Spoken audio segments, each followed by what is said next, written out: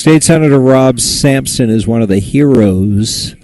There aren't many of them, but there are a smattering of heroes in the fight to have state government that isn't wasting all of our resources and corrupting the notion of good government. But Rob is here to talk to us because he's working hard to straighten things out.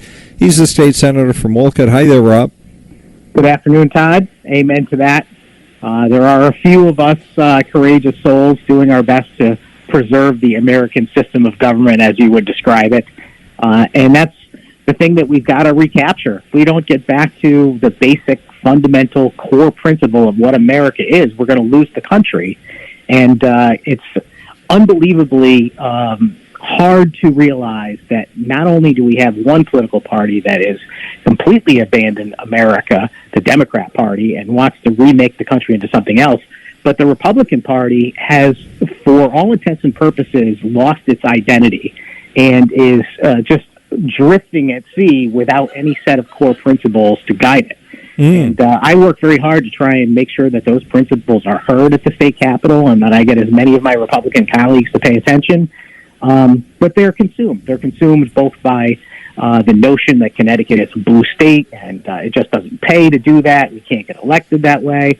And fear of their ability to, or inability to be able to explain and put forward our principles in a way that people will be receptive to them.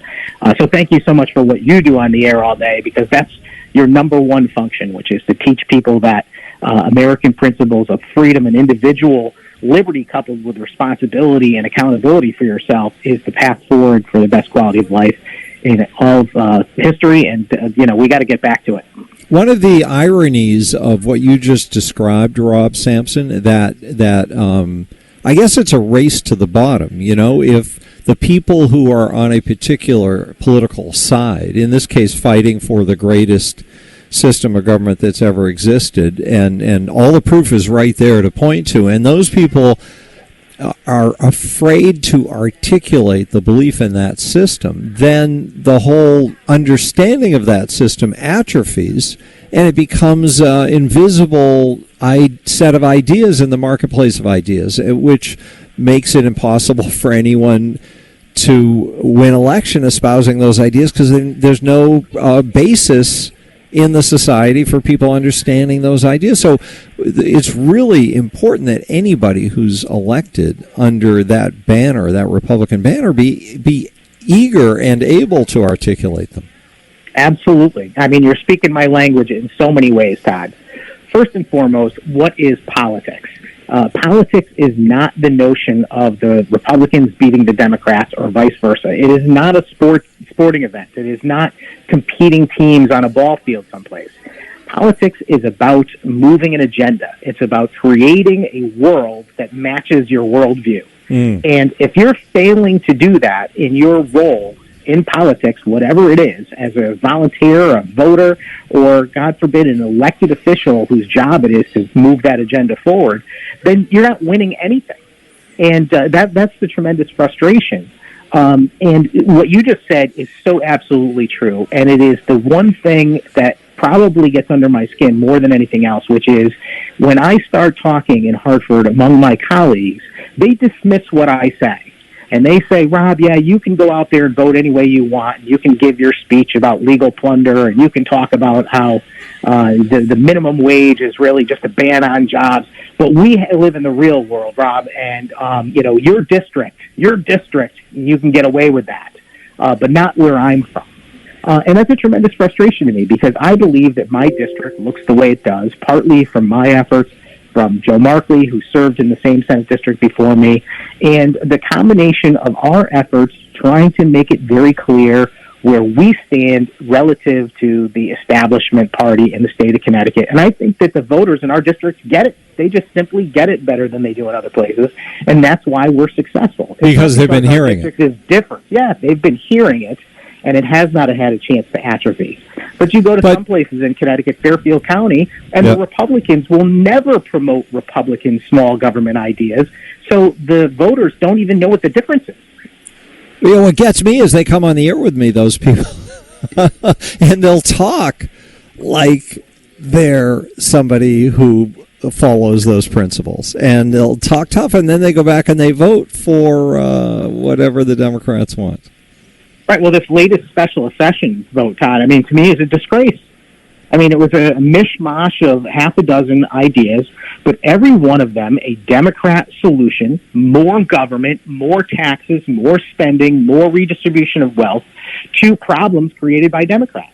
If Republicans wanted to do something, they should have done, some of what they did properly was offering amendments to point out the failure of those ideas. But once you offer those amendments, you got to stick with it. You got to make the case, and you got to vote no and point out that there is an alternative and sell it to the people of Connecticut to say, look, if you want to continue down the path we've been on, sure, you can have the Democrats, but we have a better way. This is what the plan is. You have to stand for something. And if you're just going along with it because you're scared you're going to get tagged with a bad vote or something like that, all you're doing is you're failing to promote your agenda. So you're failing at your job, and you are making it so much more difficult for the few courageous people that actually want to go out and do that, because now they are going to be isolated. I've taken, I don't know, probably in the last session, maybe 40 votes in the Senate, 35-1. And I will tell you, it's not easy to go back to my district and explain why I'm the one oddball. Yeah. But I do it every time. And even though it's difficult and I take a lot of heat, people have come to realize, you know what? I may not agree with him all the time, but he always has a legitimate reason he can back up. Yeah, and why wouldn't you? We're talking to State Senator Rob Sampson from Wolcott. The other thing is, what is the point of holding elective office? You just defined it as the process of externalizing your views into the political debate. And if you've got that job to externalize your views, but you decide to externalize somebody else's views, the enemy's views, then why would you do the job? Why is it more important to have the job than to do it with integrity and dignity?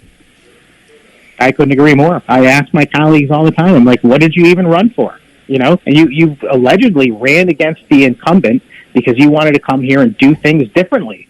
But if you're going to vote the same way they did, why didn't you just sleep in? and why continue to cave in? I mean, I'm just trying to think it through. What would you want to win because what? It's not like it's a big paying job or something. You do it because you want to help save the state. And if you're going to vote against the state, then why not just go away?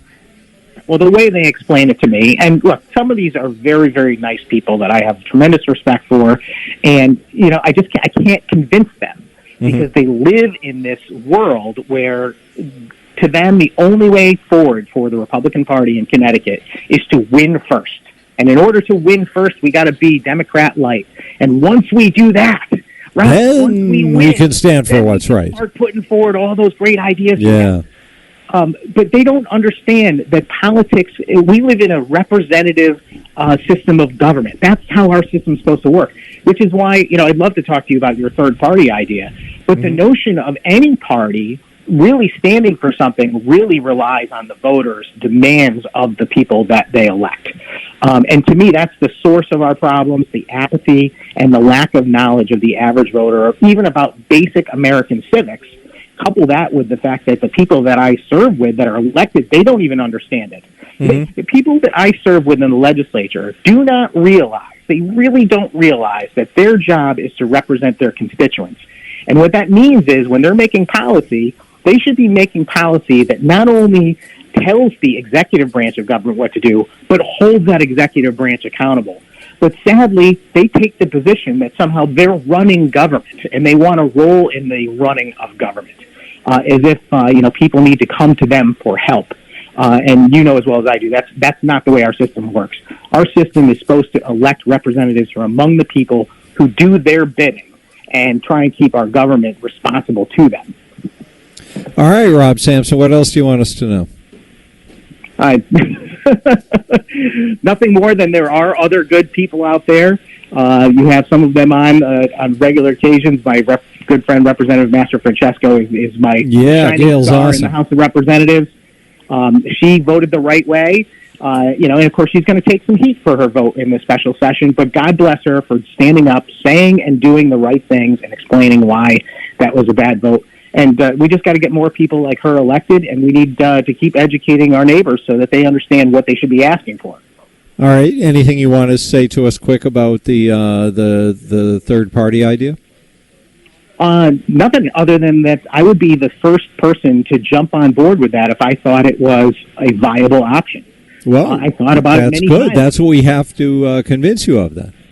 Yeah, make it a viable option so that I know that I could actually run on the American Party ticket or whatever you're going to call it and still be successful. The problem is that third parties traditionally don't have a lot of traction.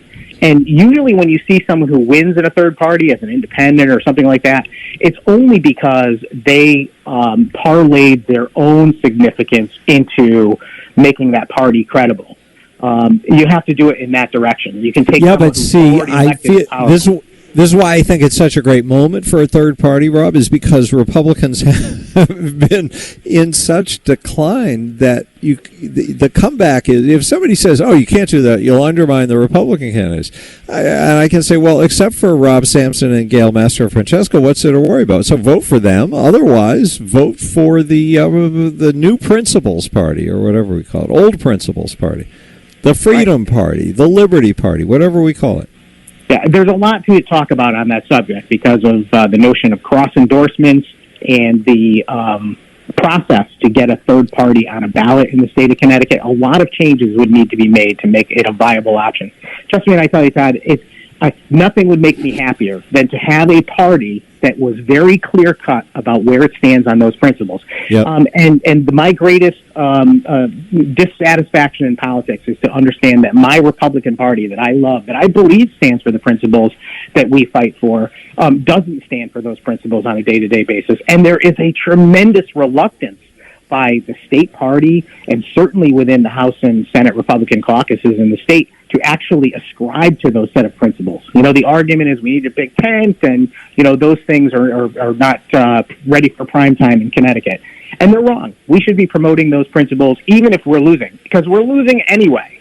And if we're ever going to promote or get our agenda out there, we've got to promote it so that people know what it is. State Senator Rob Sampson, thanks for being here, sir. We'll talk to you again soon. It is always my privilege. Thank you so much, Todd. Love chatting with Rob for obvious reasons. Let's